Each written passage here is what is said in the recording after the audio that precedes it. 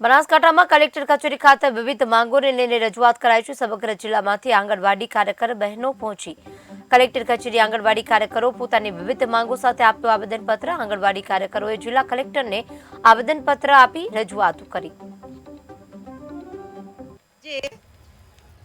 તમામ બહેનો આંગણવાડીની અમારી રજૂઆત એ છે કે હાઈકોર્ટે નામદાર હાઈકોર્ટે એક ચુકાદો આપ્યો છે કે આંગણવાડી વર્કરને કાર્યકરને 3 વર્ગ અને 3 વર્ગ 4 માં સમાવેશ કરવો અને આ સમાવેશ કરાવવા માટે આ જે હાઈકોર્ટનો ચુકાદો છે એ ચુકાદાને લાગુ કરાવવા માટે સરકારશ્રીને એક સંદેશ આપવા માંગીએ છીએ। આજે બધી બહેનો એકત્રિત થયા એટલા માટે કે અમારે બધા એક છે અને અમારે આ ચુકાદો માન્ય છે।